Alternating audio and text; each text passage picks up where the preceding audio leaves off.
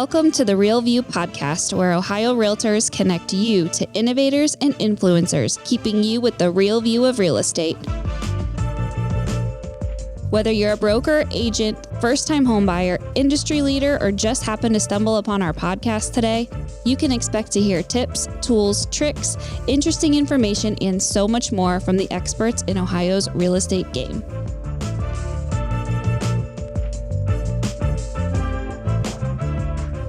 Hi, everyone, and welcome back to the Real View podcast. I am your host, Allison Wiley. Joining me today is our special guest, Hendon.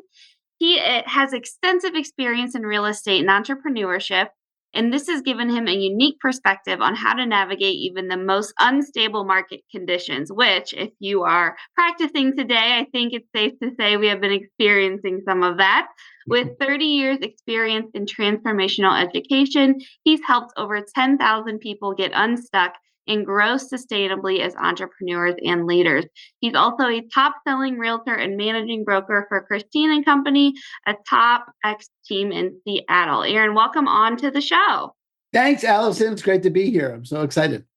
So excited to be talking to you as well. I don't get to talk to a lot of people from Ohio, although I do have, I just realized I have a referral for someone in Geneva, Illinois to go find. So this will go out after I'm sure I found that person, but this reminded me that I have to go hunt that person up. Well, I'm so glad that you are talking to our Ohio Realtor family. We're really excited to be discussing the topic of mindfulness with you today. And I love your perspective and your approach to this, and we're going to get into it in a minute. But before we do that, I would love to hear a little bit more about you. Tell me about your career journey, what's led you to where you are today, how you got started in the industry. Give us a little of background history on you. Sure. All right. Well, I'll make this long story real short. Grew up in New York, went to art school in New York, went from New York to Albuquerque, New Mexico with my girlfriend, decided I would start working in a restaurant because I have a fine art degree. And I started waiting tables. And then the baker in the restaurant I was working at quit. And we decided that I would try my hand at baking, and I could bake. It was great. Fine arts degrees are useful for that. And won a couple of blue ribbons at the New Mexico State Fair. It's excellent. Love that. And decided to open a bakery. Opened a bakery. Was successful. Had about 40 employees, $1 million a year. It was great.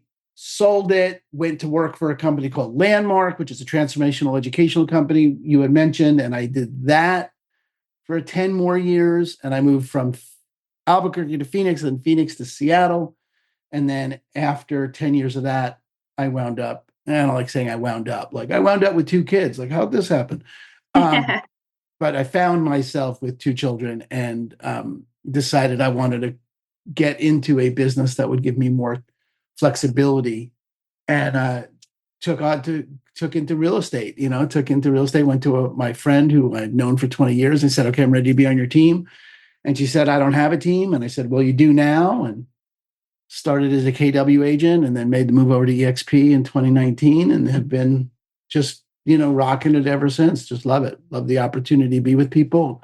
I get to work whatever 70 hours a week I want. It's got the flexibility I want built in. And then I have always been interested in mindfulness, been meditating since I'm about 20, and recently took on training my team in mindfulness and in meditation and have seen just really great results from them.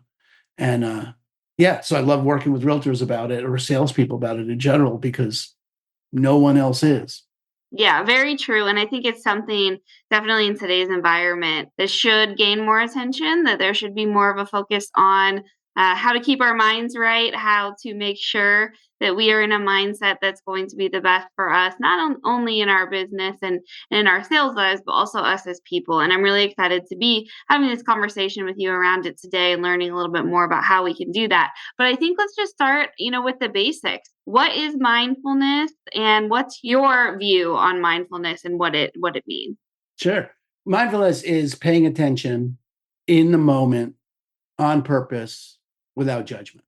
So just as simple as that. It's intentionally paying attention to the present moment on purpose without judgment. And that's takes practice, because you and I are judgment machines. There's never a time where we don't have a judgment about something. There's never a time where it's not available to us to judge something. The judgment about it comes without our even thinking about it. It arises in the same space as whatever it is we're experiencing. And the more we can separate ourselves from that, like witness the emotion, witness the feeling, witness the label being associated with something, the more say we have about the quality of our life, because those labels that show up, those designations that happen automatically, those judgments are rarely super empowering. Mm-hmm. Mostly they're just, you didn't do that right. They didn't do that right. This sucks. This isn't going to happen. Invariably, there are things to worry about. So having some separation between that makes a difference. Yeah, and the other part of that you said too is just being in that present without any distractions. And we know in today's world the amount of distractions that are Totally. thrown at us constantly.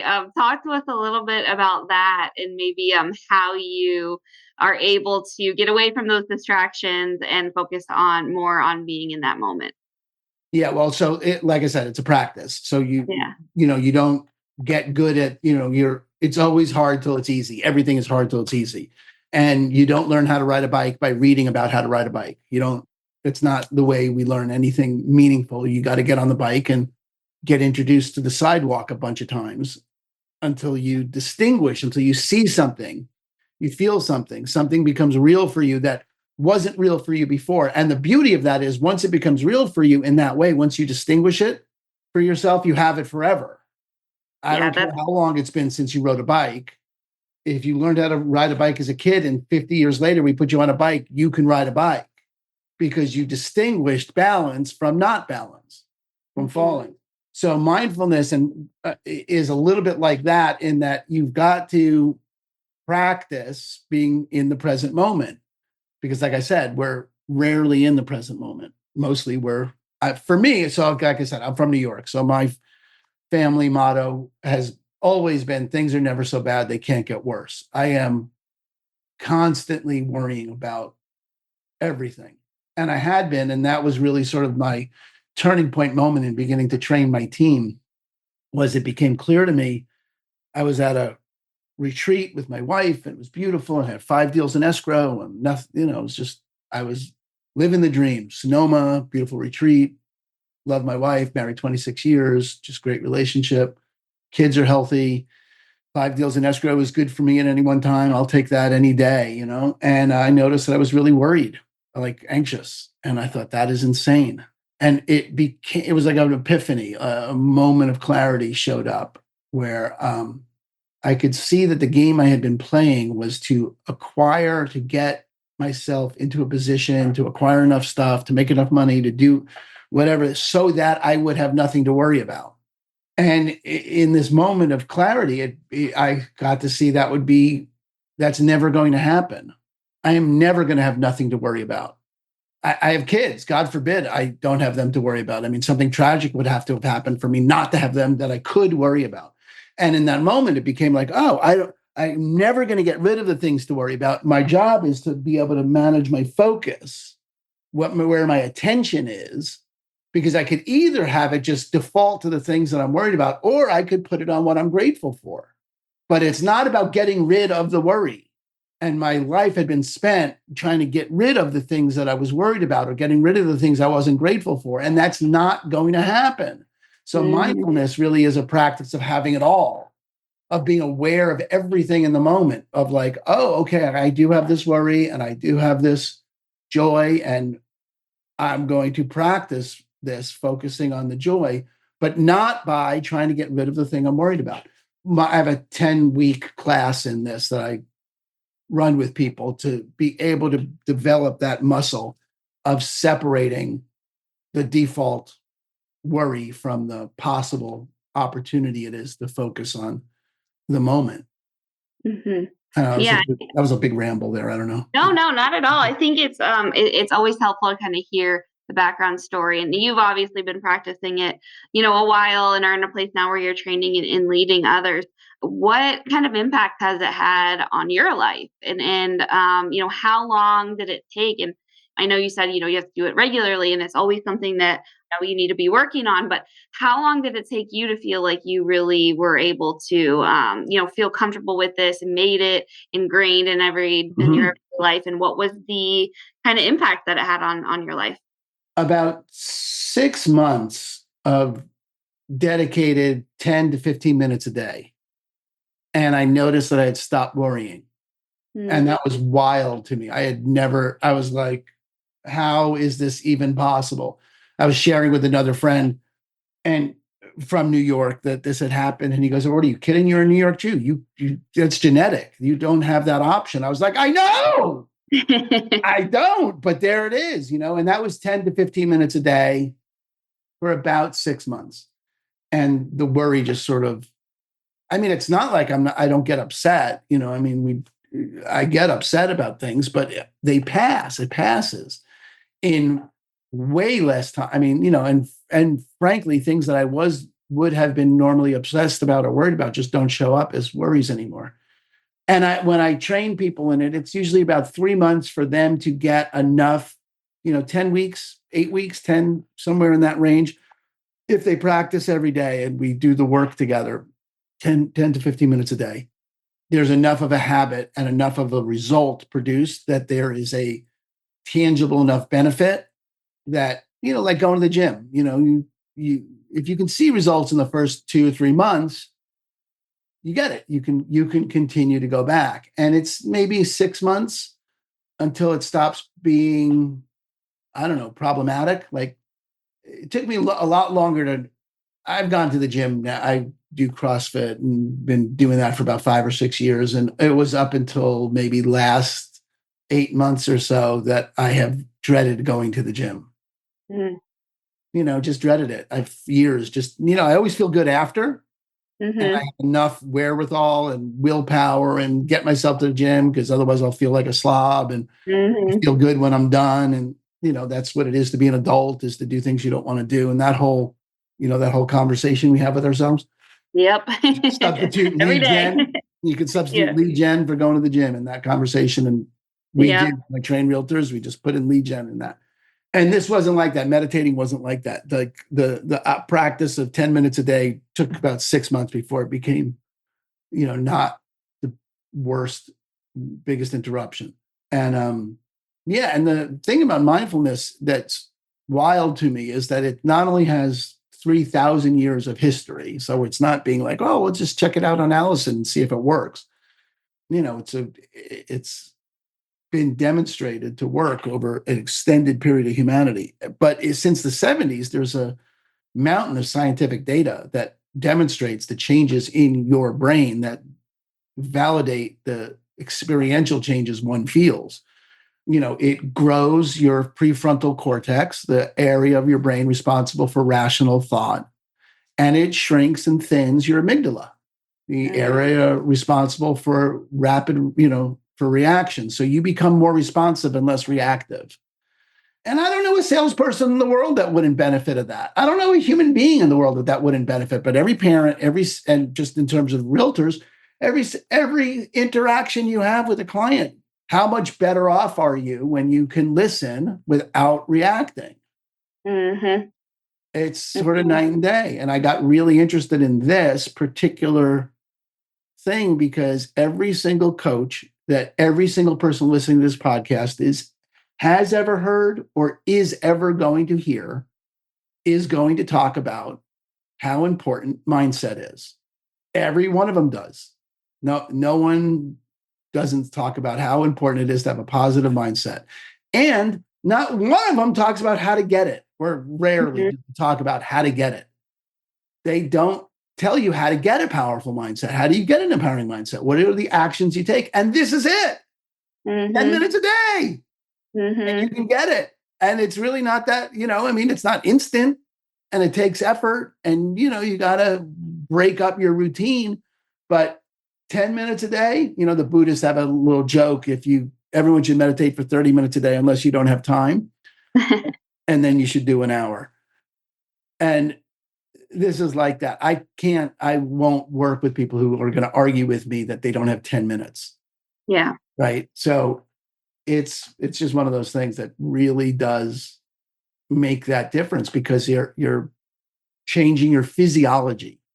You're literally changing your brain. And it's having an impact on how you interact with other people around you, how you manage stress, how you have difficult conversations, how you negotiate maybe in everything that we do every day. And everything. I mean, all of that, everything you just said goes through your brain. I mean, it goes through the neuronal pathways that you have established and you have had established for years. And unless you're going to grow new ones, you're going to have the same responses you've always had.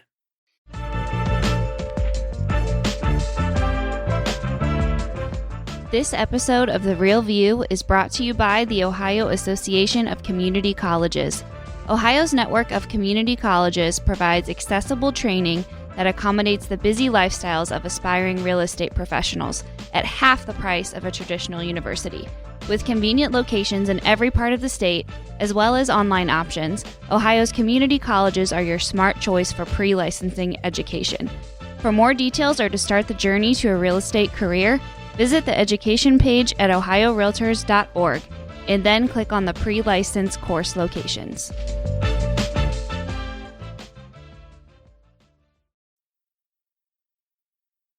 And you're only talking 10 minutes a day, right? I mean, this is not like we're saying work out for an hour in the gym every morning or whatever. I mean, 10 minutes, that's such a minute amount of time in the course of our day that should be easily digestible and easily fit into our day-to-day lives. It really is as simple as that. And there's a ton of I do a guided gratitude meditation every morning on Facebook.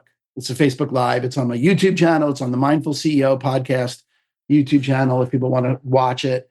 As part of the public-facing EXP University website, so it's EXP, but it's available to anyone. There is a Mindfulness for Real Estate Professionals series that I wrote and made the videos for. It's got 10 different meditations and a little dialogue, little monologue, or a little talk setting each one of those up. And there's a workbook. It's totally free. We could put the link to it in the show notes if you want, so people can start to get into it. And then there's a thing called Insight Timer, which has a ton of free meditations on it. So finding the meditations themselves is super ridiculously easy. And yeah, it's about making that commitment. Now, the other thing just to say is it's easy to collapse mindfulness with meditation. They're not the same thing. So there's mindful meditation, but there's also mindful eating or mindful walking or mindful driving. You can be mindful anything. Meditation is particularly useful in terms of the muscle, like going to the gym and isolating a muscle with a piece of equipment, right, is really useful for developing that muscle. We can think about the brain as a muscle. I know it's not a muscle, but you can think about it because it grows and it changes over time the way a muscle does if you work it. So meditation is like a piece of equipment that isolates that. So it's particularly effective, but mindfulness itself is any time that you are intentionally aware of the present moment without judgment. Anytime you're doing that, you're mindful. So you could practice. I give this to my team, and I just led a big class over at KW last week. Walking into an appointment, just if you think to yourself as you're walking in, this is what my feet feel like on the ground. And you're not just thinking it, you're actually experiencing it. You're actually intentionally feeling, oh, this is what my feet feel like on the ground. You're paying attention in the present moment without judgment. You're just saying, this is what this feels like right now. And the interesting part about that is that you'll know this just instinctively, that your mind is often in the past or in the future. Yeah. Yeah, definitely. It's, someone's talking and you're thinking about the thing you need to say next, or someone's talking and you're thinking about your shopping list, or you're worried about that thing you go to bed and it replays every mistake you've made since third grade, or, like our mind is not wired for the present. Yeah. But our body is always in the present. Mm-hmm. And if you can tune into your body at any given time, you're in the present. Mm-hmm. So just shifting your attention from wherever it is, am I going to get this listing? Even they're home, they're happy to list with me, that bullshit, and all of that. No. This is what my feet feel like on the ground. This is what the air smells like. This is what the air feels like on my skin. This is what their doorbell sounds like. You're now in the present. Mm-hmm. And if you're in the present, you have an opportunity to hear something that you couldn't hear if you were in your head. Mm. And, we all know that sales are made in our listening, not in our speaking. They are made in what we hear them say, that we can then actually contribute some solution that we heard. And if we can hear something that the other people we're competing with can't hear, there's our strategic advantage. Yeah. And if we can walk into that meeting without being obsessed, commission breath to the outcome, but in there really as a service and listening and open and curious and engaged, and how much more effective would you be? Yeah. And that's the opportunity of practicing mindfulness intentionally. Yeah. And it makes so much sense, when you think about it, like linking up with your physical body and your mental body, and you hear how important that, mind-body connection is. But if your mind is thinking in the future, in the past, and your body's here in the present, already you are disconnected, right? Totally. You're just not home. There's no one home. Yeah. And I think thinking about it that way, makes so much sense too, making sure those two are aligned, in order to really be your best self and put your best self forward every day.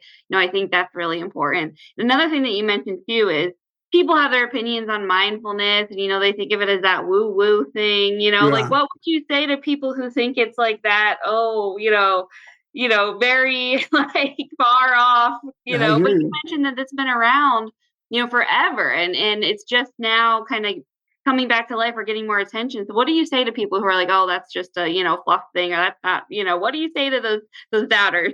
Yeah, I get it all the time. My personal financial planner has been watching, me dive into this. And she said, I was waiting for you to sell your belongings and move to Tibet. So yeah, really misunderstood. Okay. Do you know who Tim Ferriss is?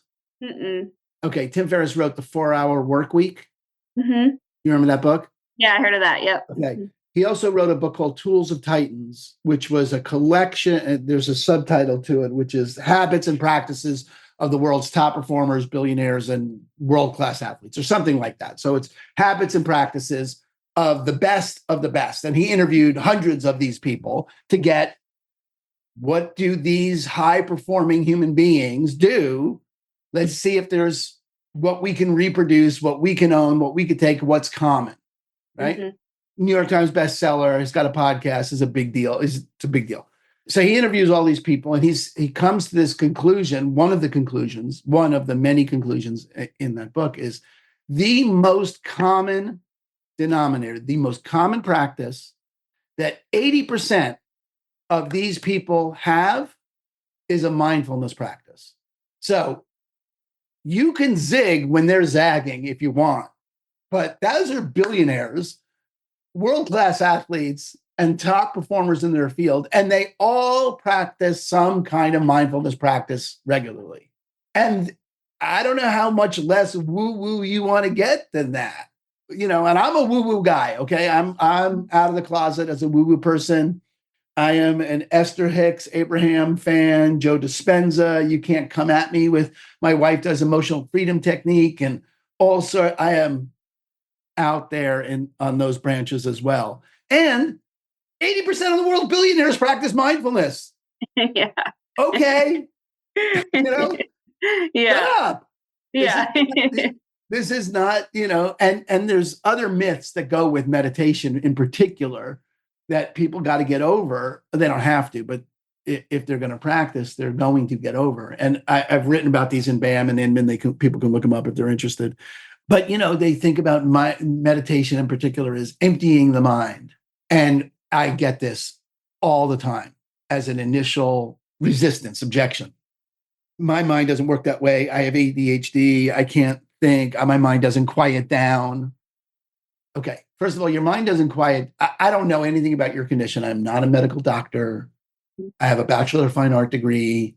I sell real estate. Okay. I can bake bread. That's okay. I'm not here to tell you anything about your ADHD. Although I can tell you that the studies by the Mayo Clinic and Harvard have demonstrated an enormous value in practicing mindfulness for people with ADHD.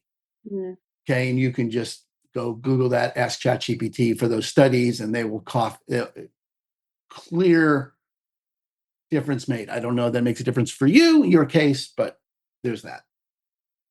But for the vast majority of people that I interact with, and this is anecdotal, and again, do not take this, I'm not a medical professional, but for the vast majority of people I talk to and work with in this, their mind doesn't settle down because they've never done any real work to have it settle down. Mm. And you have the world's most powerful distraction machine in your pocket or in your hand at all times. You may even be listening to this and scrolling. Mm-hmm. I don't watch Netflix without scrolling. I need, one of those sections, rom-coms, dramas, actions. I want one to be good while scrolling Facebook. Like I just so I'm there. I'm not undistracted. Okay. But if you don't practice breaking that habit, then you don't get to say my mind doesn't settle down. That's ridiculous. That's a ridiculous thing to say. You haven't practiced it at all. Mm. And the point of meditation isn't to empty the mind anyway. It's not to get to know thoughts. It's to notice the thoughts that are there. Yeah. And that's a really, really big difference. It's just it's about Dan Harris is a brilliant, great book. 10% Happier as a podcast is brilliant writer, big in the world and big proponent of meditation. And uses the metaphor of getting behind the waterfall. It's like you have a waterfall of emotions and thoughts, but you ever gotten behind a waterfall where you're dry, but you can see it? And that's what meditation is you're just behind it. You're just watching it. Yeah. You become a witness, an observer.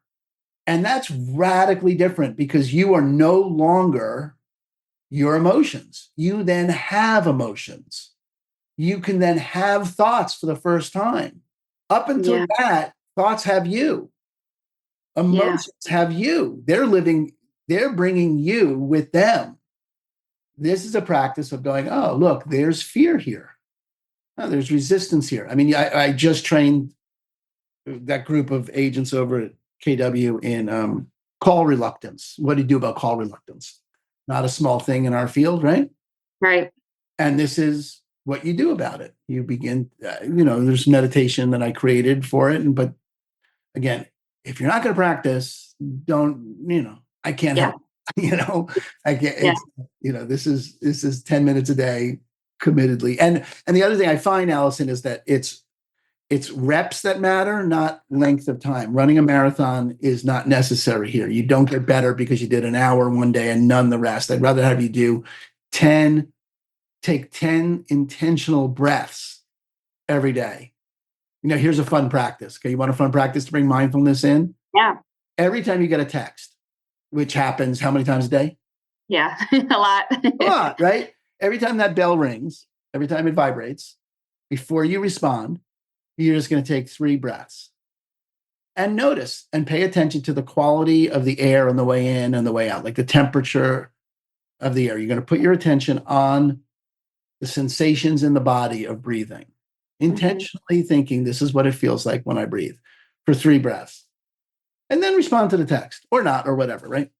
But just that rep over and over and over and over and over of breaking the cycle of mindlessness and using the random interruption that the bell is, rather than doing it at 7 a.m. every morning, which is a great thing to do. Meditating, getting a time where you can block it out and do it reliably, super great.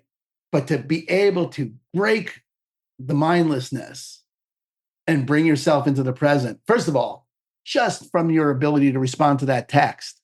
Mm-hmm. How many times have you ever responded to a text and then regretted that you did it too quickly? Yeah. I don't think anyone listening here hasn't done that. Mm-hmm. And especially if it's a reactive text, about a deal closing, we are in a high cortisol, high stress business. Okay. This is not an easy business for us. And I just think in the world of tech trying to disintermediate us and get us out of the equation, if we can actually be present with people, that's something tech can't disrupt.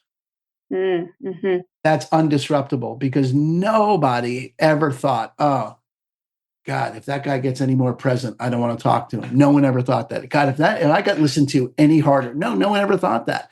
If I get all my concerns disappear, no one ever thought that. They really do love being listened to and heard and appreciated and known. And we can do that. And the Rocket Mortgage app can't. Yep. And that's where that magic happens, right? That's that true value of that human connection and in both our personal and our professional lives. 100%. Yeah. Well, Aaron, I want to thank you so much for joining me on this episode, for sharing a little bit more about your approach and the importance of mindfulness. And I know I'm going to go be doing some of that when we hang up this call today, and just the importance of being in that moment and having that awareness and that presence, so important. So thank you again so much for joining me today. Allison, thank you so much for having me. And we'll put the links to anything we talked about in the chat. And I just really appreciate the opportunity to be with y'all. Thanks. Absolutely. And to all of our listeners tuning in, thank you guys so much. We'll be back with you next week. See you then. Thank you for listening to The Real View. That wraps up today's episode. You can keep up with the latest on the podcast at ohiorealtors.org/therealview and on Apple or Google Podcasts, Spotify, or wherever you listen. Have questions, comments, or suggestions? We want to hear from you. Email us at podcast@ohiorealtors.org. We'll see you next time.